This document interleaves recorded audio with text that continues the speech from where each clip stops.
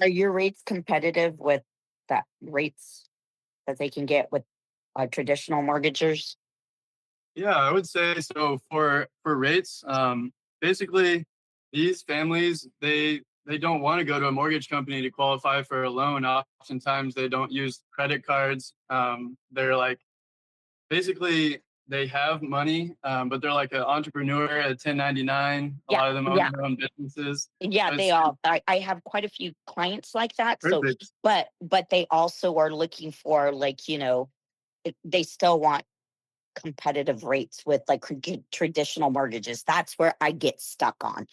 And Uh, maybe you could educate, and I know they still are looking for those traditional, which, it's like if you can't qualify and you pay a little more, exactly. Yeah. that's Yeah, we price that's it in a way that's like risk adjusted for us working with people that don't qualify with banks.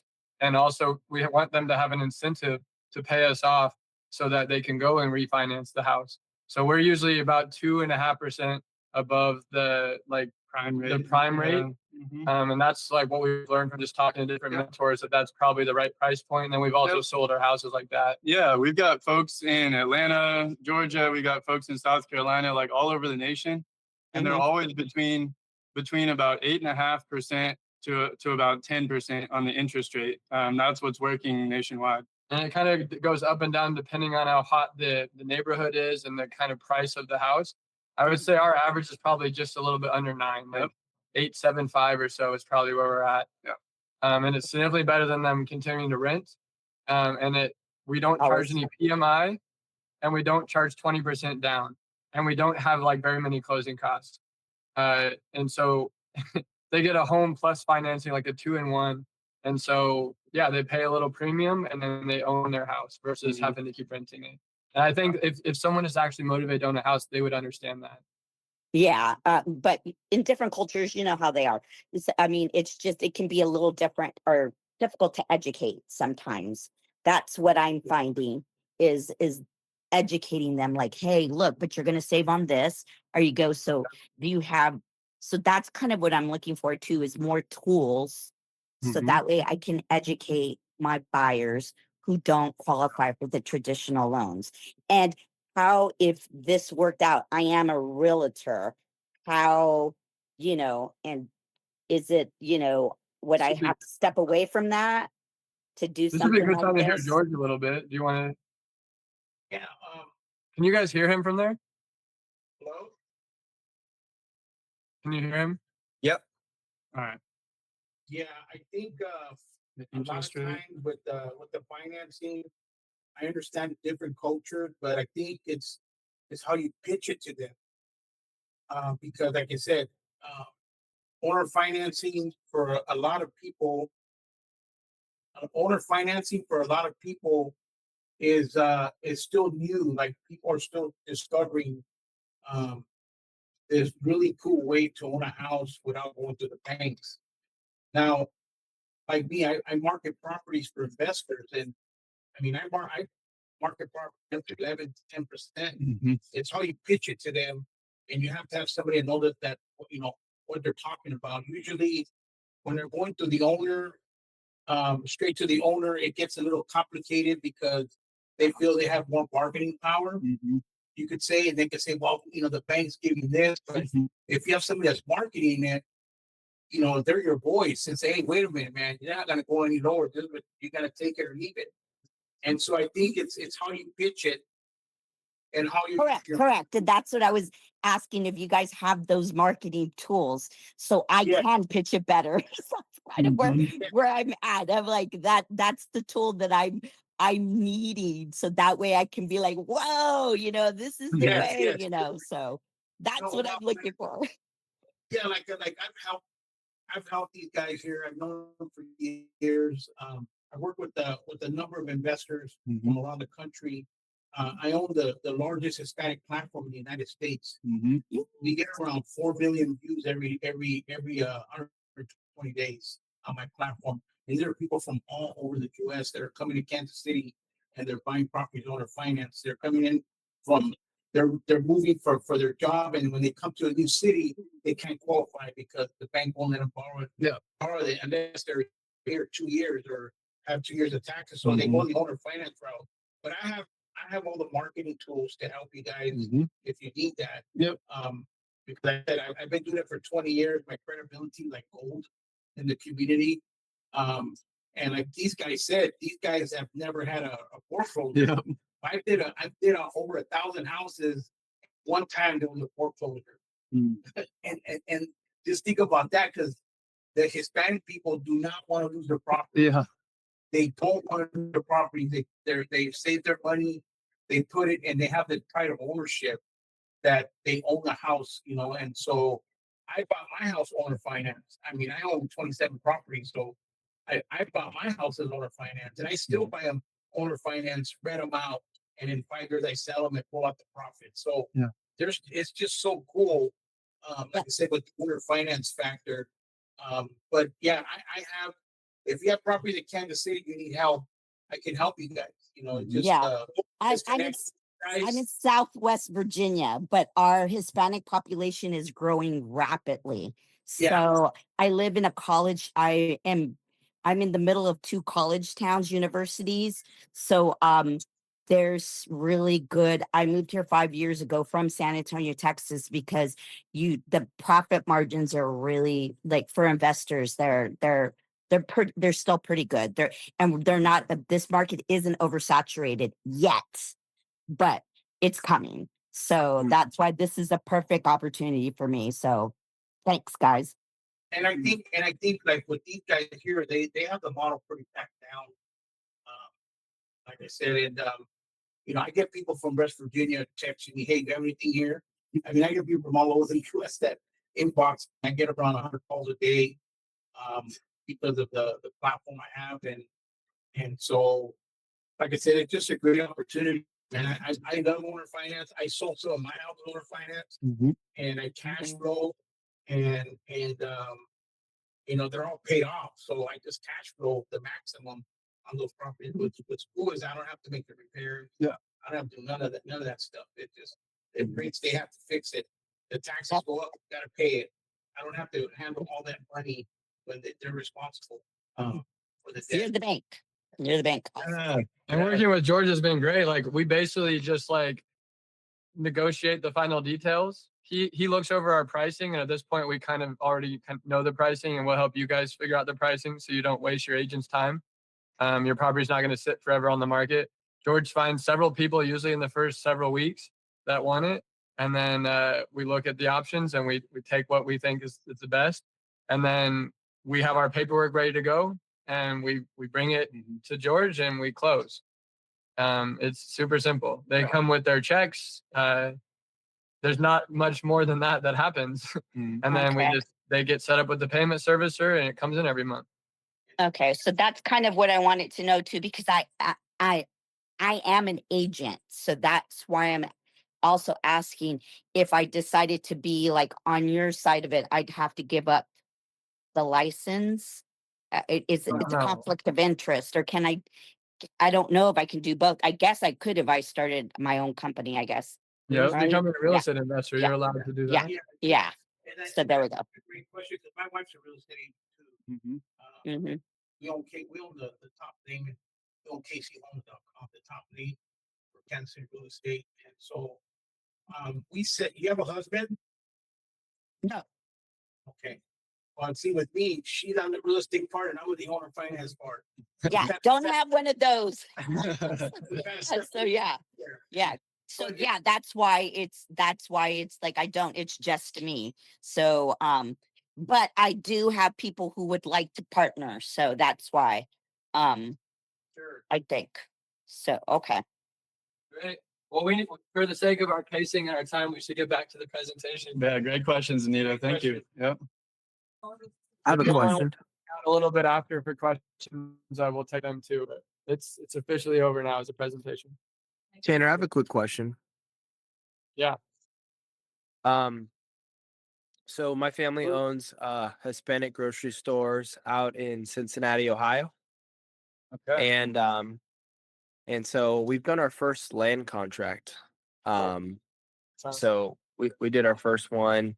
But I was gonna ask you, how do you find that balance between like structuring the contract where it's profitable but also ethical? Because I know some people in our market do like 3-year balloons. We Right. just did a 30-year amortization That's what we for do too. Yeah. for but I was wondering what y'all's perspective is on like Yeah. the balloons and stuff like that. Yeah. I'm not a fan of them. I think it is very, like, the numbers show that it's very high risk for the family to sign up for a balloon. I think like 90% of these like short-term balloons fail, and then what happens is they lost their down payment, all their monthly payment, they get kicked out of the house.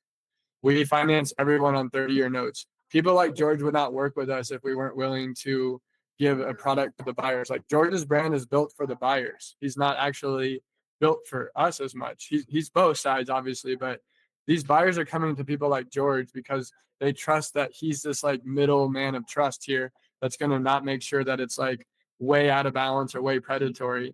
And so our properties, when it's we'll find that out. So we sell everything to mimic our financing. If we have 30-year financing, we're selling on 30-year financing. We are not marking our interest rates up astronomically. We can't go way above market rents. At some point, there's a limit to where they'll just keep renting or they'll buy someone else's property. George has a platform. We're not the only one selling on it also. So you have this like kind of capitalism effect going on where there is these upper and lower bounds of what you're able to do, if that makes sense, just because of market forces of supply and demand.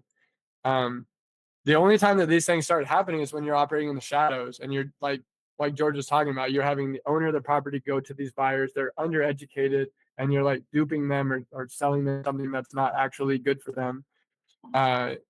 You won't be in our community for long if we find out that that's like what people are doing here. Like, this is about succeeding with these families. That's why we have no evictions, no foreclosures. We have the same families in the houses that started in the houses. The goal is for them to own this house, to get it paid off, to have generational wealth. It is not for us to go make money doing something unethical. Got it. I appreciate that. Yeah, I'm good friends with Wyatt, so he recommended me to join the group, and so yeah, we have a call tomorrow. So I look forward to getting to know you better. Thank you guys so much. Look forward to our strategy call tomorrow. Yeah, good meeting you, Kelly. Congrats on doing your first land contract deal. That's always exciting. I love it. I love that you're focused on ethics as well. That's huge, right? I wanna Yeah, make man. sure we're feeling good about what we're doing. Got to do the right thing. So I appreciate it. Thank you. Me too. Harmony had a question on here. Harmony, are you there? You want to ask it? Yeah, hey, I'm here. So mainly I like all of this is just so fascinating to me. So I own my own house and I don't own any other properties. I have been told once a long time ago that I should, but I don't. It's just not like I'm a single mama, and so it's just not really been my path to get to that. But I, like what I actually was kind of approaching this is that like I want to buy the property next door to me. It's just like vacant property that needs a ton of work demoed on it and stuff, just so I can add on to my own home and do the things that makes my heart swell. And but in order for me to do that, I would actually be one of those people that would have to get creative financing to do that, because no traditional mortgage lender is going to allow me to buy property that like can't really be built on. So so that's kind of like I'm approaching this from a little bit different perspective, but also the idea of being like, yeah, it'd be really great to not have to like work so hard just to make sure all my bills get paid and to have that kind of passive income operating in the background.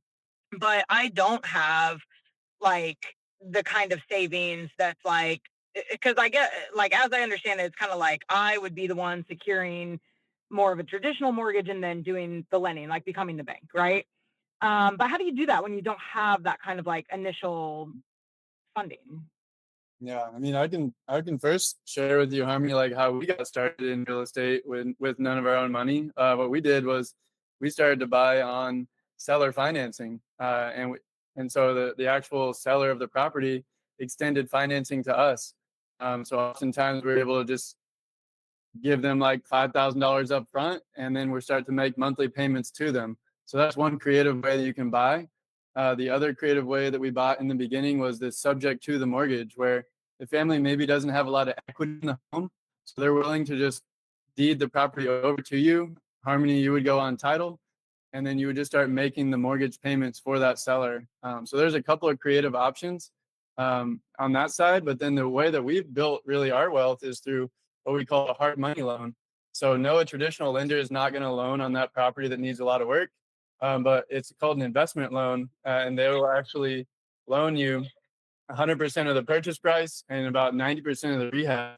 And so that's how we're able to get into these deals for little to no money up front. And once you've done a few of them, like I don't know if I've mentioned this, but our hard money lender, now that we've done a few, they finance 100% of purchase and 100% of rehab. But yeah, the way you'd buy that is typically with a hard money loan instead of going straight to a traditional mortgage. But we definitely go into all the details of different types of loans, what would be great for like buying this type of property or that type of property, and which ones to look at and why. More in depth in the program. The money is there if you can find the deal. It definitely it doesn't just magically appear. There's a little bit of work you need to do, but if you have a deal, you can figure out how to get the money typically. I think a lot of people here did their first deal and they all got their story about how they got the money together to do it. So it's not just us that are the experts here. Like there's a lot of people that came up with that first money. Yeah. My story was that I went to a seminar and I told everyone I was broke and had no credit, no job. And I found someone that gave $25,000 to put down on the hard money and picked me up in his RV and we started working on the house together. And then we split it 33. Price came as well. I didn't care how much I made on the first deal. I wanted the experience. I wanted it on my track record. I wanted to be able to go through all the motions of what it takes. You can do something like that here where you get 25 grand from someone in your network and you can give them huge returns. Like, because you're seeing how big these returns are for us, you can give them 50% of the deal going forward. They're going to split that $100,000 up with you. They're going to make way more than their money back. That's another route. There's also personal credit cards and business credit cards as well. Home equity as well. There's home equity that you can tap into. Mm-hmm. And then, there's just going directly to the seller and coming up with a creative agreement. I think some mix of all of them is worth trying, and then you'll find your rhythm in it. Like I said, the first deal is usually the hardest one. And then once you find something, we can reflect, and then your second one gets easier. And after 3 to 5 of these, you've got your path. You figured it out, your little resource stack, and like the sequence of it, and who's helping you in the transaction. You've got your little team to go. Yeah. So there's about 6 different options there, and the home equity line of credit is really fun with your personal home. Is if you owe any less than 80% of what the home is currently worth, you can pull out a home equity line of credit on that, and you can use that to like fund the 10% of the rehab that the hard money loan won't cover. So that's another great way to tap into home equity to do your first investment. And we can go into on your call with us to really figure out what works for you.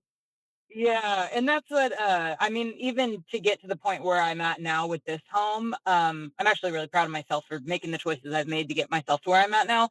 But I definitely had to use some like creative methods to get to where I'm at, just because like on paper it doesn't look great. It's that same kind of deal where it's like I actually have great credit and I've been very financially responsible, but on paper every bank looks at me and they're like, we're not touching that.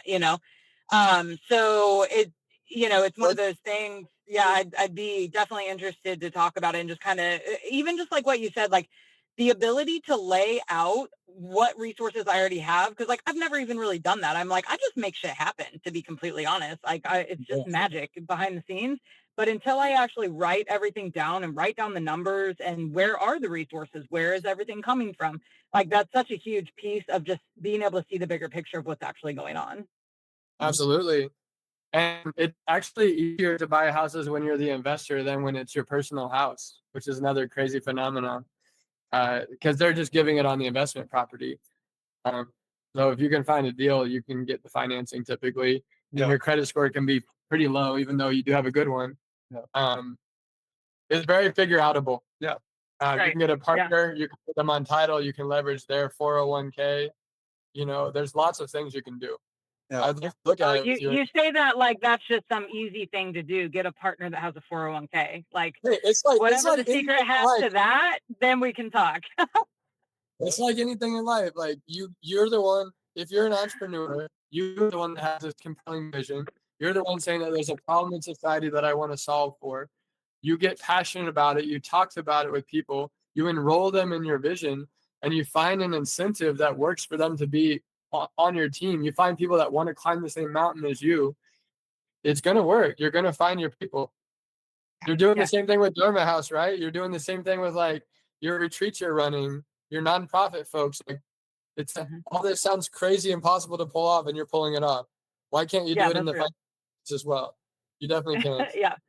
Well, and it's calls like this, which was, you know, what motivated me to hop on and be like, hey, you know what? Like, I'm here to explore, right? Like everything in life is like, let's explore this. Let's figure it out. So that's how all great things start. So no, that's great. I appreciate being on. I actually so hop on or like you said, book the free calls because they're filling up. Is that what you said? Yeah. I was driving my kids around. So cool, man. I appreciate you guys. I'll refresh them in the chat so you can grab them. Yeah, I appreciate you being here. So guys, I love all of this, and this is why I got into real estate. Yeah. I've been in real estate for 9 years. But I've been an agent, but it was never so I could be an agent all my life. I want to be the person investing, but because, you know, life happens and you put people first and life first, I'm now starting over. I'm good at finding those properties.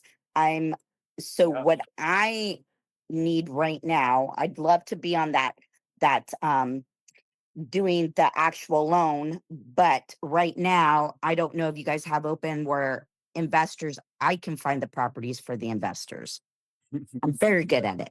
George. And that it kind of just it hurts me sometimes that some of the properties I found I could have been more creative in finding a partner to get those properties myself, you know. Yeah. So that's currently where I'm at. So hopefully you all can help me out. Yeah. You're an Atlas person, right? Yep. I think you can do the both and here. I can do the both and. So yeah. So now I know this, right? So yeah, And I like should when be. you walk the talk, like it's integrity too. Like George has 27 of these himself. Correct. He's Awesome. also paying off his properties early too, rather than scaling the number. He's paying down the mortgages. So Yeah. he's being that realtor, making that active income, and he's Yeah. paying it mortgages. Yeah. And that's what he said. His wife is the real estate agent and he's the lender. So I need the lender right now. Be the lender. Partner.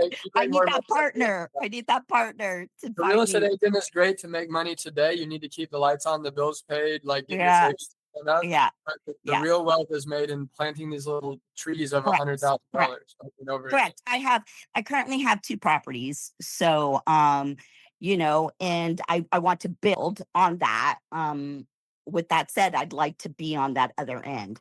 But right now I get to create wealth so I can give others the opportunity to own as well on a finance. So that's where I'm at. So I got a call with you tomorrow. So Let's go. I'm excited. Cool. Let's talk then. Thank you for being here. Thank you guys. Got time for maybe one more, and then I need Any to other eat some dinner. questions? I want to see if you guys have anything churning in the brains of you guys have been landlords here. Yeah, anything that's coming up for you? Any questions coming to mind?